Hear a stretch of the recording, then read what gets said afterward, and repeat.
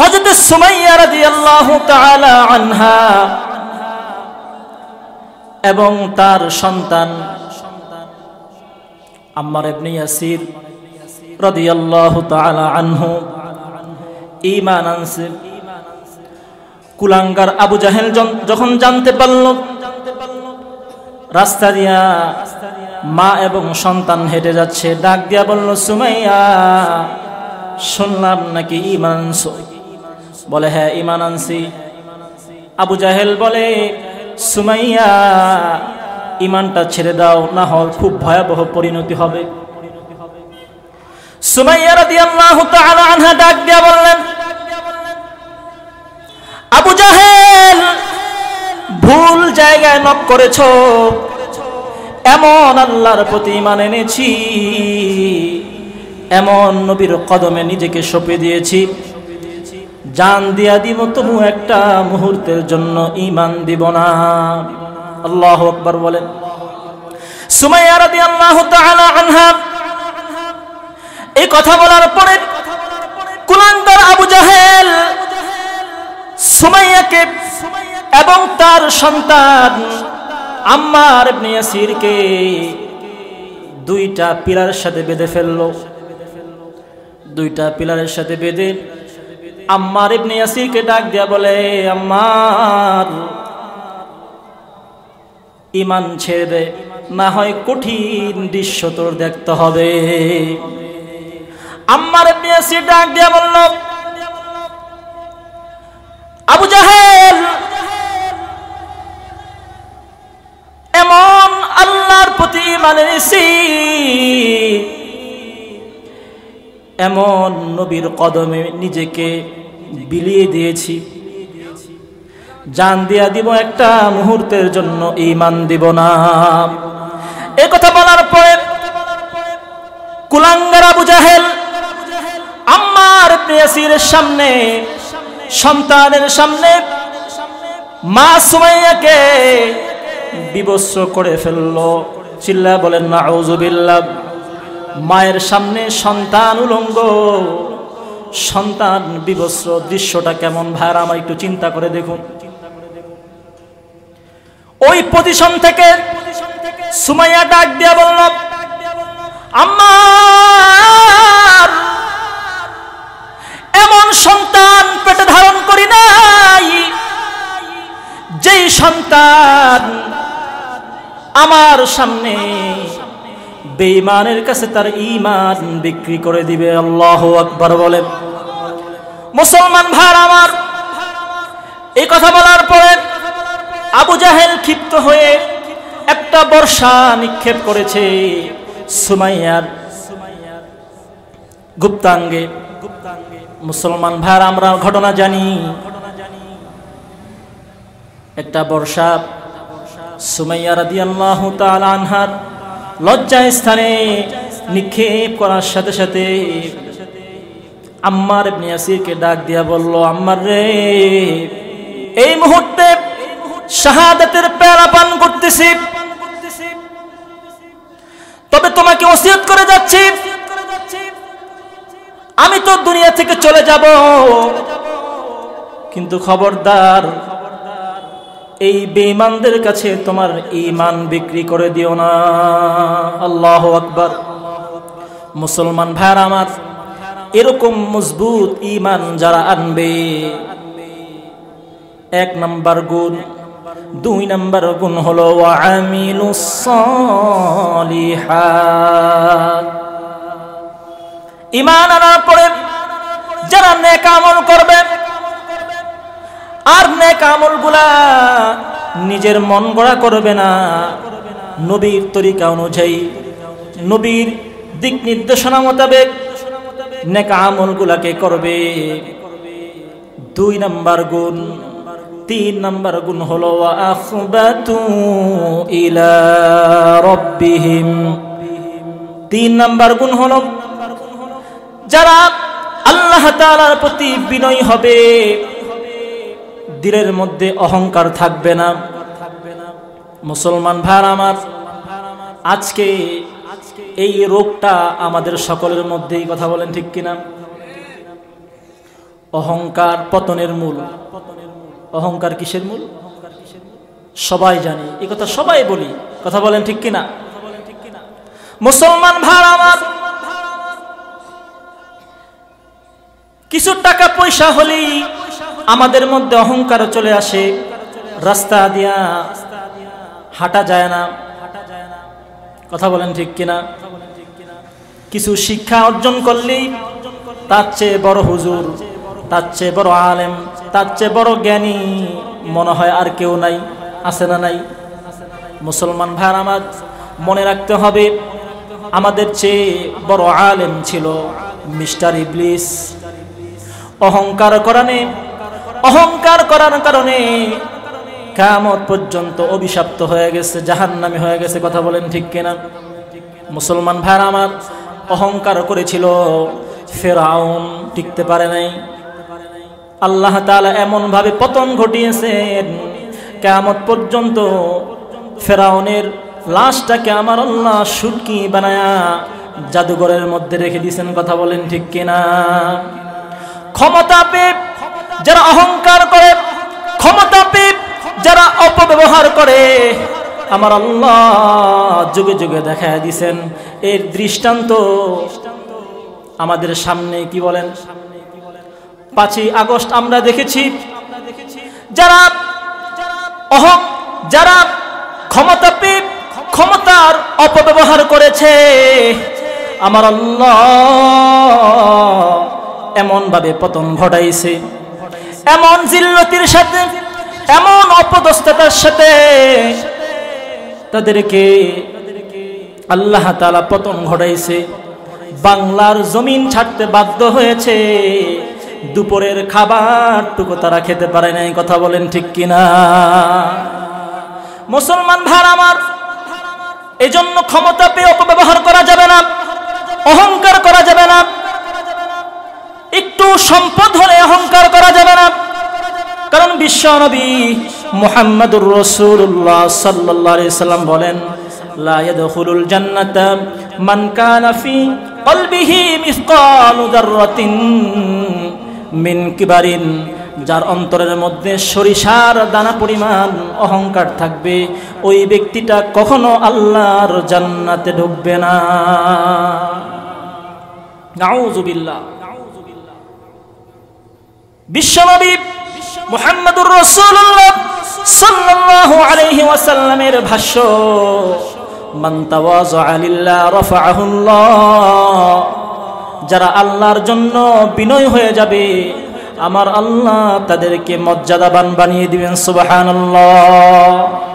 মুসলমান ভাই আমার, তাহলে 1 নাম্বার গুণ হলো মজবুত ঈমান, 2 নাম্বার গুণ হলো বিশ্বনবী মুহাম্মদুর রাসূলুল্লাহ সাল্লাল্লাহু আলাইহি ওয়াসাল্লামের তরিকা অনুযায়ী নেক আমল। 3 নাম্বার হলো বিনয়। এই 3টা সিফাত, 3টা গুণ যাদের মধ্যে থাকবে, আমার আল্লাহ বলেন, উলাইকা আসহাবুল জান্নাহ হুম ফিহা খালিদুন। আল্লাহু আকবার। আল্লাহ সুবহানাহু ওয়া তাআলা বলেন, এই 3 গুণী হবে যারা, জান্নাতের অধিবাসী হবে তারা, সুবহানাল্লাহ। মুসলমান ভাই আমার, আজকে আমাদের মধ্যে দুনিয়ার লোভ ঢুকে গেছে, আমাদের অন্তরগুলা দুনিয়ার লোভে ভরপুর হয়ে গেছে। কিন্তু সাহাবায়ে কেরাম রিদওয়ানুল্লাহি তাআলা আলাইহিম আজমাইন, তাদের অন্তরগুলা ছিল আখিরাতের প্রতি লোভ, আখিরাতের প্রতি লোভে তাদের অন্তরগুলা ভরপুর ছিল, জান্নাতের লোভে তাদের অন্তরগুলা ভরপুর ছিল। দারে কুতনির মধ্যে হাদিস এসেছে, সহিহ হাদিস, মদিনায় অনেকগুলো বাগান ছিল, ওই বাগানগুলোর মধ্যে থেকে একজন এতিম যুবকের একটা বাগান ছিল। ওই এতিম যুবকের বাগানের সাথে লাগানো আরেকটা বাগান ছিল। ওই বাগান থেকে বেড়ে উঠা একটা খেজুর গাছ বাঁকা হইয়া ওই এতিম যুবকের সীমানার মধ্যে উঠেছে। এতিম যুবক তার পাশের বাগানে থাকা যেই খেজুর গাছটা বেড়ে উঠেছে বাঁকা হয়ে, ওই বাগানের মালিকের নাম হলো আবুলু বাবা। আবুলু বাবাকে ডাক দিয়ে বলল, ভাই আবুলু বাবা, তোমার বাগান থেকে বেড়ে ওঠা একটা খেজুর গাছ বাঁকা হয়ে আমার সীমানার মধ্যে উঠেছে। আমার সীমানার চারপাশে নিরাপত্তার জন্য আমি প্রাচীর নির্মাণ করব, দেয়াল দাঁড় করাবো। আমি এতিম মানুষ, আমার এই সম্পদটাকে আমি হেফাজত করব। তোমার এই বাঁকা খেজুর গাছের জন্যে আমার এই বাগানের প্রাচীরটা আমি নির্মাণ করতে পারছি না। মেহেরবানি করে আমি এতিম মানুষ, তুমি আমাকে এই খেজুর গাছটা দান করে দাও, অথবা এই খেজুর গাছটা আমার কাছে বিক্রি করে দাও। মুসলমান ভাইরা আমার, গভীর মনোযোগ দিয়ে শুনবেন। আবুলু বাবা ছিল একজন দুনিয়া লোভী, একজন পাষণ্ড মানুষ। সে ডাক দিয়া বলল, ও এতিম ভাই, আমার পক্ষে এই খেজুর গাছটা তোমাকে দান করা সম্ভব না, আমি এটা তোমার কাছে বিক্রিও করতে পারবো না। সমাধানের জন্যে ওই এতিম যুবক হাঁটি হাঁটি পা পা করে বিশ্বনবী মুহাম্মদুর রাসূলুল্লাহ সাল্লাল্লাহু আলাইহি ওয়াসাল্লামের কাছে গেলেন। গিয়া বললেন, ইয়া রাসূলুল্লাহ, ইয়া হাবিবাল্লাহ, আমি তো এতিম মানুষ, যুদ্ধে আমার বাবা শহীদ হয়ে যায়, আমার বাগানের হেফাজতের জন্যে চারপাশ দিয়া প্রাচীর নির্মাণ করব, সীমানা নির্ধারণ করব। কিন্তু আমার পাশের বাগানের মালিক আবুলু বাবা, তার বাগান থেকে বেড়ে উঠা একটা খেজুর গাছ বাঁকা হয়ে আমার সীমানার মধ্যে উঠেছে। ইয়া রাসূলুল্লাহ, হাবিবাল্লাহ, আমি তাকে প্রস্তাব পেশ করেছি ওই খেজুর গাছটা আমাকে দিয়া দেওয়ার জন্য, অথবা ওই খেজুর গাছটা আমার কাছে বিক্রি করার জন্য।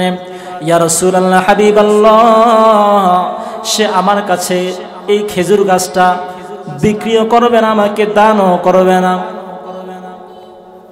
আল্লাহ নবী, বিশ্ব নবী মুহাম্মদুর রাসূলুল্লাহ সাল্লাল্লাহু আলাইহি ওয়াসাল্লাম আবুলু বাবাকে ডাক দিয়া বলল, আবুলু বাবা, এতিম মানুষ, বড় সওয়াব হবে, গাছটা দান করে দাও অথবা বিক্রি করে দাও। আবুলু বাবা বড় পাষণ্ড মানুষ, বড় দুনিয়া লোভী মানুষ। বিশ্ব নবী মুহাম্মদুর রাসূলুল্লাহ সাল্লাল্লাহু আলাইহি ওয়াসাল্লামের প্রস্তাবটাকেও সে প্রত্যাখ্যান করেছে।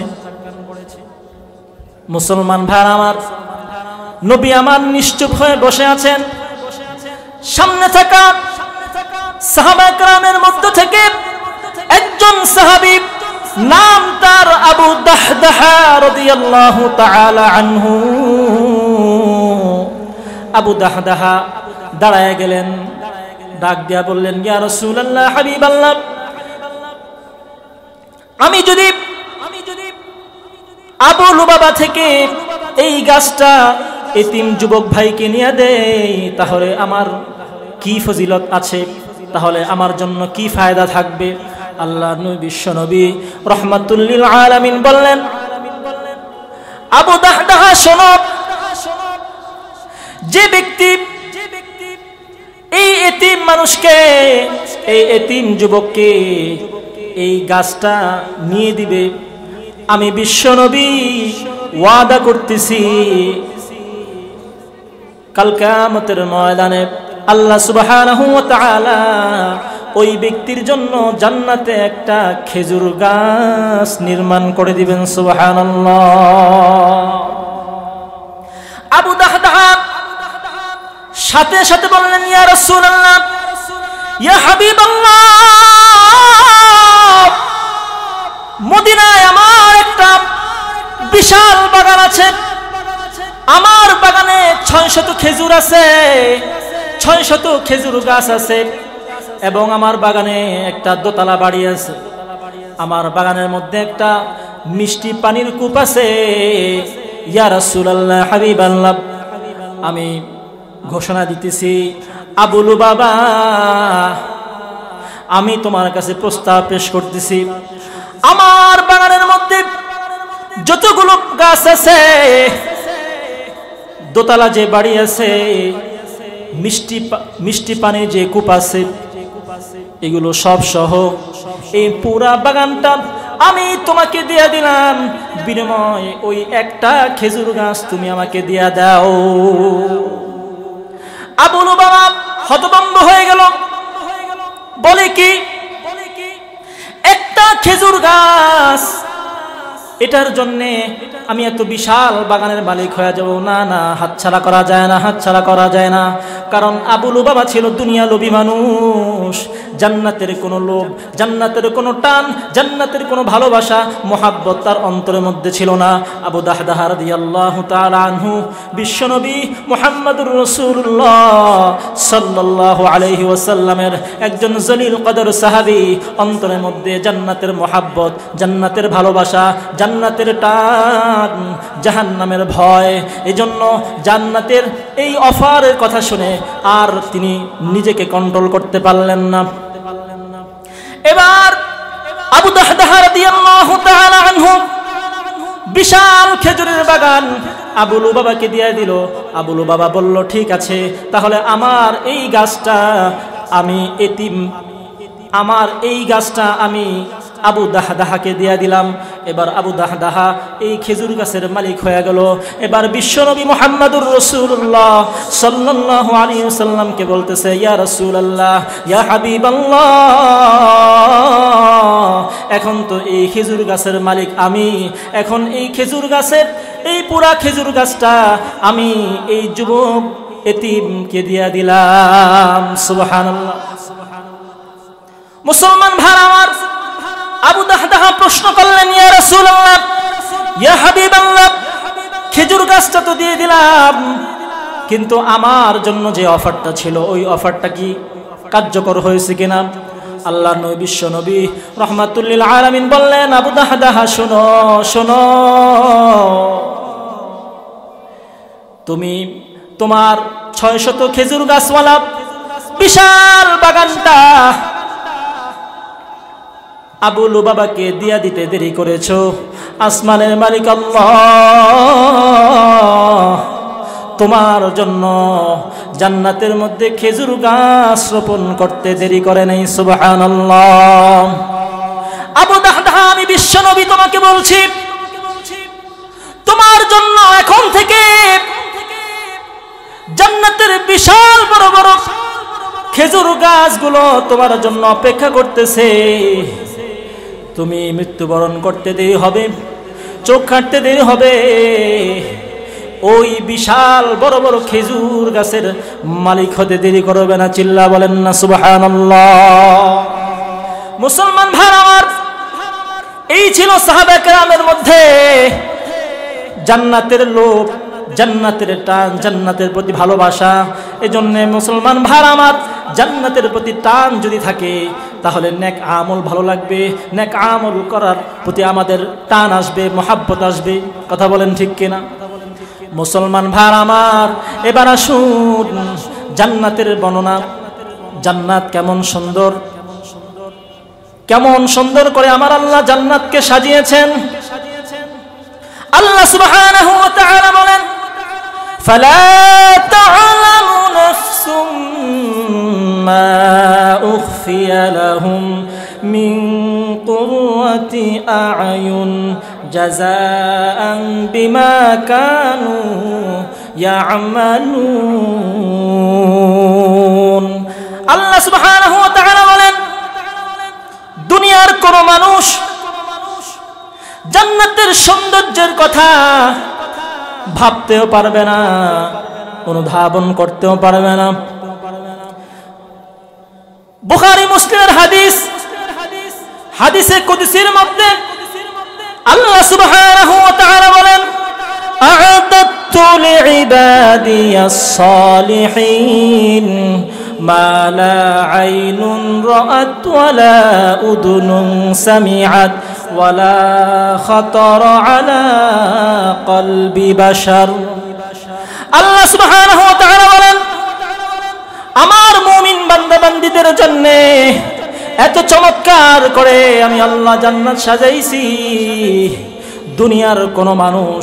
দুনিয়ার কোন মানুষের চোখ ওই সৌন্দর্য অবলোকন করে নাই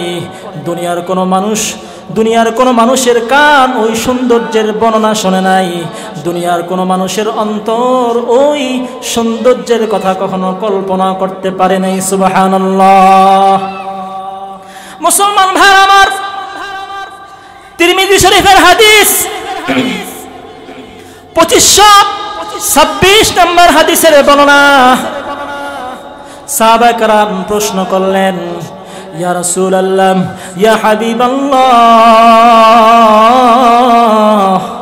আপনার জবানে জান্নাতের কথা শুনেছি নেক আমল করলে ঈমান আনলে বিনয় হলে তারা জান্নাতের অধিবাসী হবে ইয়া রাসূলুল্লাহ ইয়া হাবিবাল্লাহ আমরা জানতে চাই আল্লাহ রাব্বুল আলামিন জান্নাত কি দিয়া বানাইছে আল জান্নাতু মা বিনাউহা ইয়া রাসূলুল্লাহ হাবিবাল্লাহ জান্নাত আল্লাহ কি দিয়া বানাইছে আল্লাহ বিশ্ব নবী রাহমাতুল লিল আলামিন বলেন সাহাবীরা শোনো শোনো আমার আল্লাহ জান্নাত এত চমৎকার ভাবে বানাইছে জান্নাতের দেয়ালগুলা আমার আল্লাহ স্বর্ণের ইট এবং রূপার ইট দিয়া বানাইছে সুবহানাল্লাহ লাবিনাতুম মিন ফিদ্দা ওয়া লাবিনাতুম মিন যাহাবিন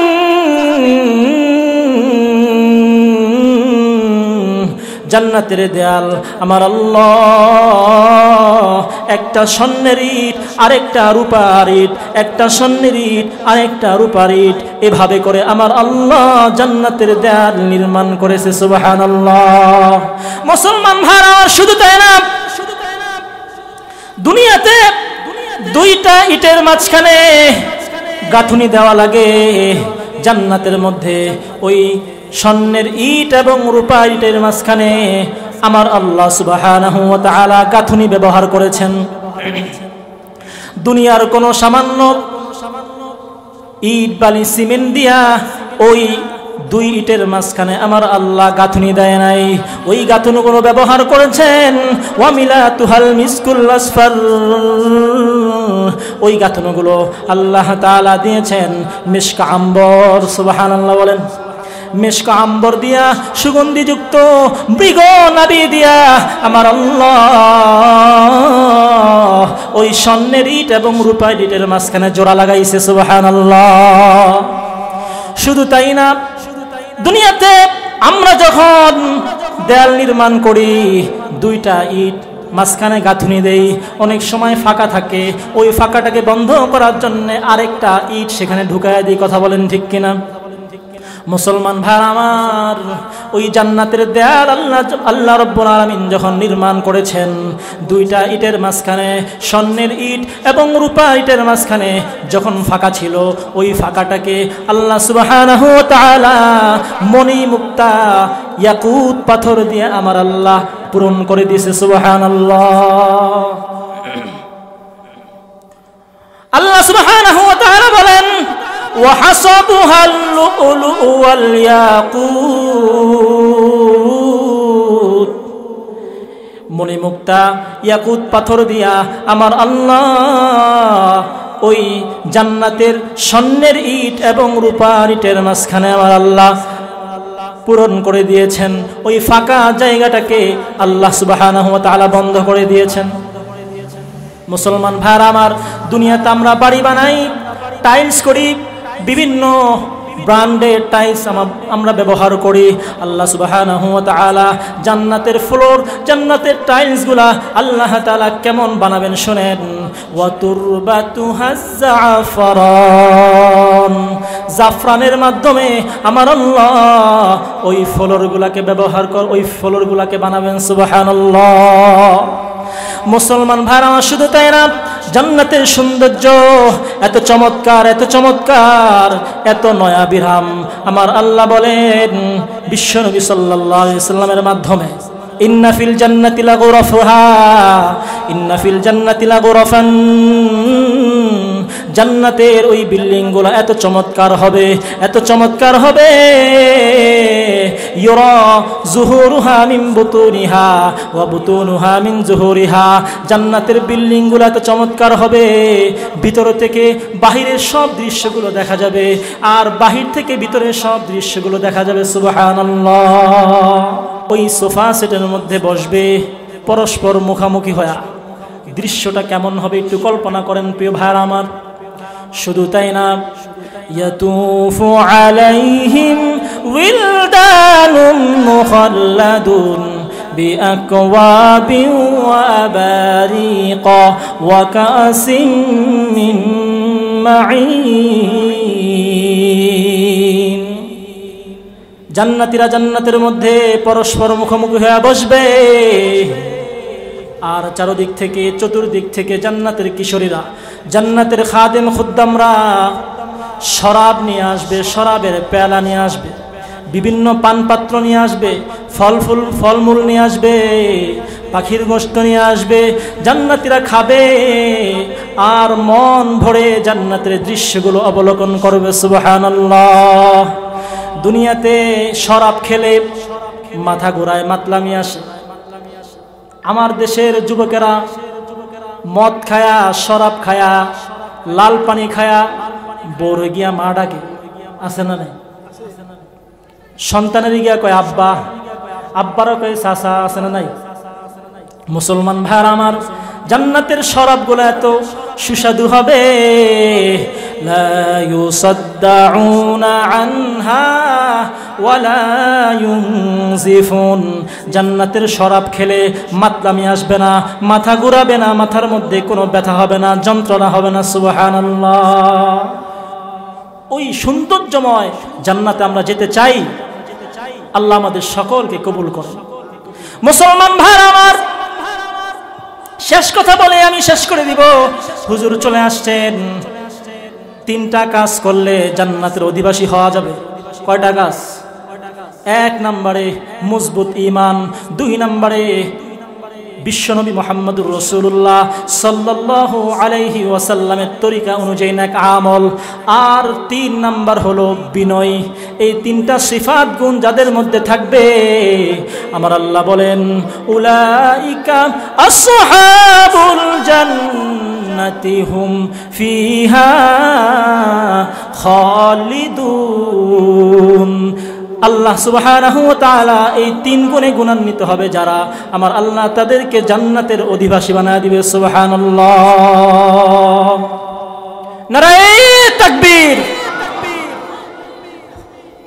হুজুর চলে আসে না?